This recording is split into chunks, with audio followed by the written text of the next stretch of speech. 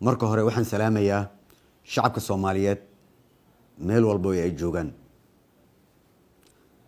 walaalayaal salaan kadib waxaan rabaa in shacabka Soomaaliyeed la wadaago in talaabooyinkii uu qaaday madaxweynihii hore Maxamed Cabdullaahi Farmaajo ay yihiin isku day bareer ah oo lagu afgaminayo dawladnimada, dastuurka iyo sharciyada dalka u taala. Farmaajo ka sokow inuu shuruucda dalka ku xadgudbay, wuxuu saaka weerar ciidan ku soo qaaday xafiisyada ra'iisul wasaaraha iyo xarunta golaha wasiirada, isagoo isku dayay in uu ka horjoogsado gudashada waajibaadkoodii qaran. ujeedada uu ka leeyahay talaabooyinkan guracan ee sharciga baalmarsan waa in uu ku carqaladeeyo doorashada dalka ka socota, si uu xafiiska ugu sii joogo si sharci darro ah, si lamid ah isku daygii fashilmay ee bishii Abriil ee dalka lagu dumin rabay.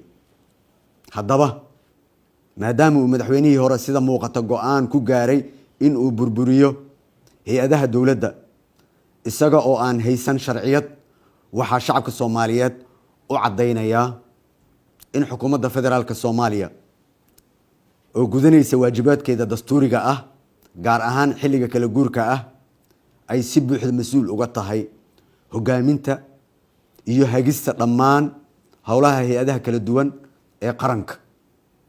sidaa darteed waxaan farayaa dhammaan ciidamada qalabka sida in ay si toos ah uga amar qaataan xukuumadda xafiiska ra'iisul wasaaraha.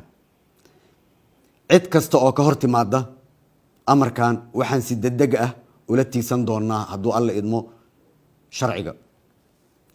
Maxamed Cabdullaahi Farmaajo saan la wada socono waa musharax madaxweyne, waxba ugama duwana musharaxiinta kale ee xilkan u taagan.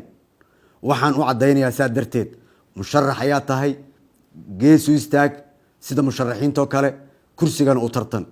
saa darteed ciidamada kama amar qaadan karaan, wax amar ah nama siin karo, maadaama uu doonayo in uu hay'adaha iyo awoodaha qaranka uga faa'iideysto musharaxnimadiisa kuna burburiyo dawladnimada haddii uu waayo dantiisa shakhsiga ah, taasoo ah waan booba ama waan banada. caqliga ha shaqeeyo Soomaaliyeed, ama saan rabo ha lee yeelo ama dalkan burburina iyadana ma shaqeynayso. waxaan mar kale shacabka Soomaaliyeed u xaqiijinayaa in ay iga go'an tahay in ay dalka ka dhacdo doorasho hufan oo horseeda in awoodda dalka si nabad ah lagula kala wareego, si looga baxo cakirnaanta siyaasadeed ee uu dalku geliyey madaxweynihii hore. aniga ka shakhsi ahaan waxaan hortiina ka cadeynayaa in aan marna u dulqaadan doonin in doorashooyinka dalka in la boobo, in la dhaco, in lagu takrifalo, in sida la rabo laga yeesho. waa doorasho ee waxa ma ahan xulasho. waa xaaraan in doorashadan dadka qaarkood ay iska waayaan iyadoo la leeyahay dadka hebel iyo hebel kursigan iska leh. kursiga baarlamaanku waa doorasho ee ma ahan xulasho. anigana diyaar uma ihi inaan ummadda Soomaaliyeed sidaan hore uga ballan qaaday uguna dhaartay in gacanteydii ama gacanteeda lagu cuno ama dembi lagu galo ay cid kale uga faa'iideysato.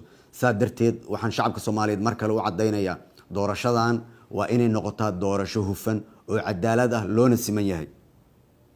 guddiyada waxaan farayaa sida ugu dhaqsiyaha badan meelaha ay howlaha ka socota doorashooyinka inay u gutaan sida cadaaladda ku salaysan, doorashadan ay noqoto mid hufan. guddigii aan ku arko inay baal maraan ama u eexanayaan ama ay fududeynayaan doorasho aan hufnayn kama yeelayay, waana taaganahay. shacabka Soomaaliyeedna waataan ugu dhaaranay dhammaanteen. sida aad la socotaan dhammaan shacabka Soomaaliyeed, shirkii madasha ee lagu ballamay waa sidiisii. dowlad goboleedyadana way imaanayaan, waana ku ballanay, wayna soo socdaan dhammaan. all agabkii logistikada ahaa iyo diyaaradahoodii waa loo diyaariyey, wayna imaanayaan. shirkana wuu furmayaa, shirkaasoo looga hadlayo dardargelinta doorashooyinka, hufnaanteeda iyo dhamaystirka sida ugu dhaqsiyaha badan doorashada. marka waxaan leeyahay shacabka Soomaaliyeed u sheegaya musharax kastana u sheegaya in iimaanka lagu qabo doorashadan waa aqoon isku dhiib, cidna kama yeelayno in kaligeed ay qoriga haysato. hal heeska maanta waa doorashaha afgambi maya. wassalaamu calaykum waraxmatullaahi wabarakaatu.